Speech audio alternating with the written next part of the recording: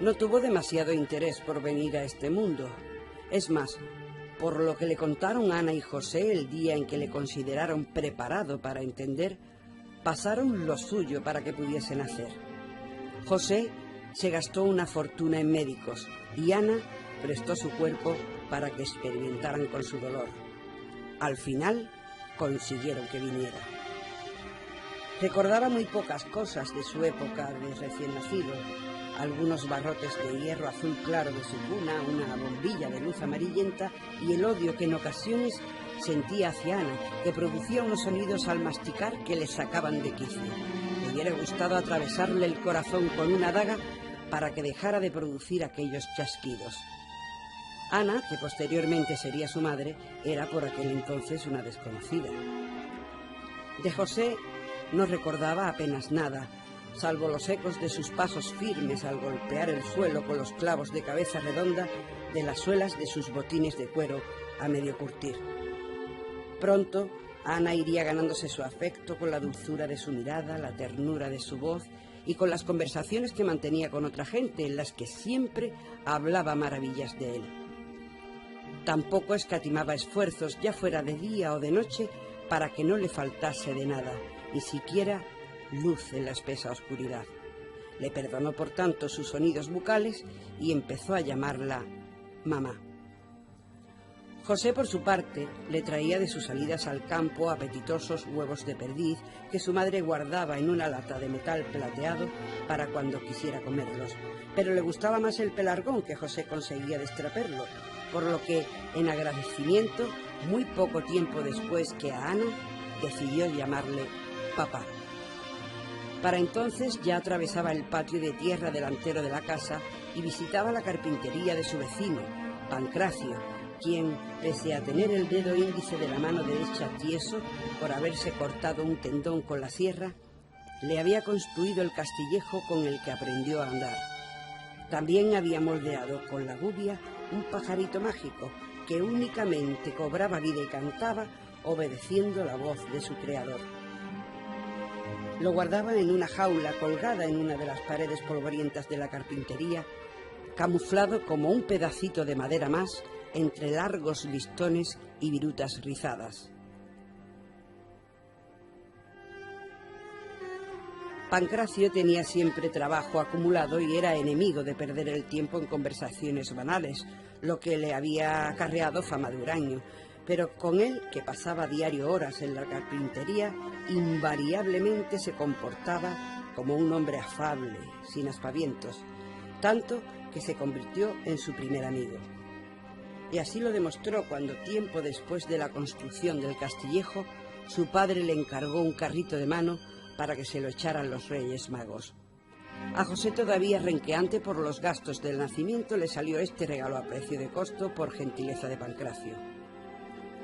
Entretanto, Ana y José lo habían llevado un día hasta la iglesia, envuelto en un mantón blanco que su madre labró con esmero, donde el cura le perdonó su pecado original, del que no supo cómo había llegado a enterarse. Le bautizó y le puso el nombre de Daniel. La racanería de su padrino a la hora de echar calderilla a los niños hizo que recibiera más de una maldición, incluso de muerte, según una costumbre ancestral arraigada en el pueblo. Después de su bautismo y al poco de que hubiera empezado a llamar mamá y papá a Ana y a José, tuvo que decirle adiós a su amigo Pancracio, que le acarició la coronilla sin dejar de pasar el cepillo por el tablón de madera que pulía, y mudarse de casa y de barrio.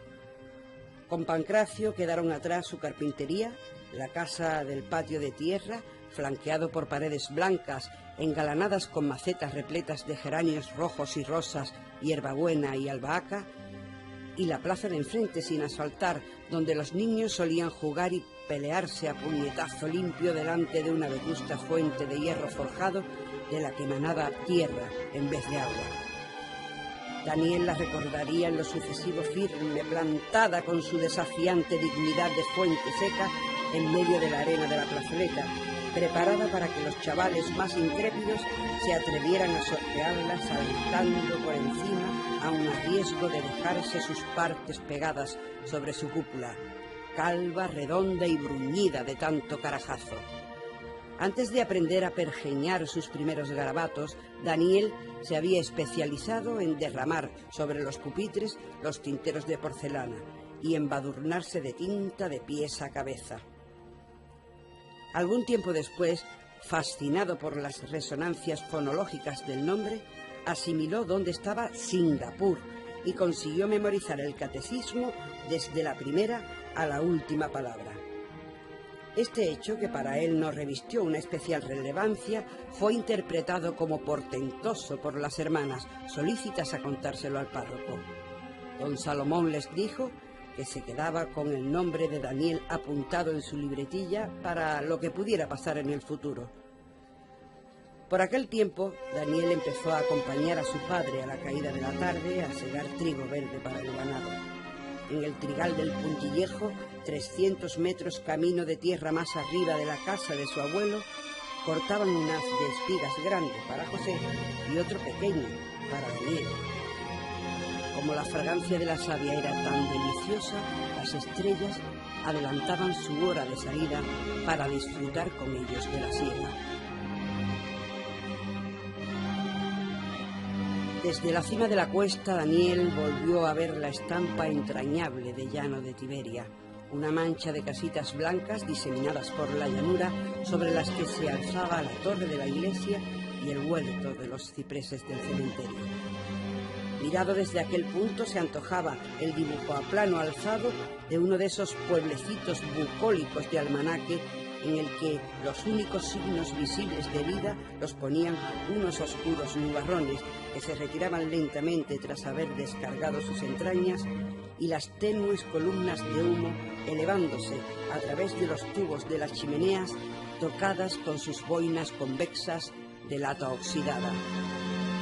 El taxi bajo la cuesta recorrió un par de kilómetros por la misma carretera de doble dirección que Daniel había conocido desde niño, con el característico color pardo que adoptaba en los días de lluvia. Entró por la calle principal y atravesó la plaza de la iglesia. A un lado y a otro de la calle, las puertas de las casas permanecían cerradas a la fría tarde de otoño. En medio del silencio envolvente, bajó el cristal de la ventanilla, llenó sus pulmones de aire almibarado con olor a tierra húmeda y sintió un leve mareo. El de Llano de Tiberia era un aire demasiado puro para sus pulmones, para cada célula de su cuerpo castigada por la nicotina, el alquitrán, la porquería de 2 paquetes de cigarrillos y la polución de la gran ciudad. Meditó acerca de que también él podría haber sido uno más de los hombres del pueblo, que a aquellas horas dormitaban delante de una chimenea o alrededor del brasero, guarecidos en su particular visión de la vida, su propia medida del tiempo y su peculiar interpretación de las circunstancias, ajenos a movimientos culturales y a corsés intelectuales. ¿Destino o casualidad? De nuevo la misma pregunta que le asaltaba desde niño, con mayor insistencia desde la muerte de José. ¿Era el destino o el azar el que regía desde el mismo hecho de su nacimiento hasta el papel que debía desempeñar en su vida? Más allá del ser o no ser, la clave para entender, para encontrar el sentido que buscaba, residía en el porqué, en el plano, en el nivel. A menudo, a lo largo de su vida, se había sentido parte de un sector minoritario, como un actor frente a una mayoría de espectadores. Se equivocaban quienes, como Magdalena y la propia Ana, pensaban que estaba llamado a alcanzar metas más elevadas que la de haberse dedicado a las labores del campo, como habían hecho sus antepasados, criar a sus hijos y enfilar un día por el camino de los cipreses. ¿Merecía la pena el esfuerzo, el abandono de sus raíces, tratar de hallar respuestas a interrogantes como las que en aquel mismo instante le asaltaban? En el corazón de la madrugada, Magdalena reclinó su cabeza sobre el hombro de Daniel y entornó los ojos. Se sentía segura y protegida. Daniel, mientras tanto, pese a la convicción con la que acababa de expresar su pensamiento, se debatía en lo más profundo de sí mismo entre seguir aferrándose con fe absoluta a un cielo protector intangible, al Dios misericordioso al que imploraba, o cerrar los ojos y dejarse arrastrar por la corriente. Sangre y excrementos. El momento supremo arriba, dominando el desierto, cuando los dos elementos, sangre y excrementos, largo tiempo separados, se funden.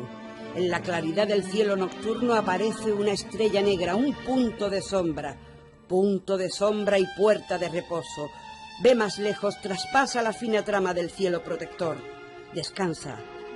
La cita de Paul Bowles perforando su cerebro. No, gritó Daniel para sus adentros apretando los puños. No a la desesperanza, al desconcierto existencial, a la sumisión escéptica al dolor. En su interior ardía la llama incandescente del amor que luchaba por mantener viva con la ayuda de su fe.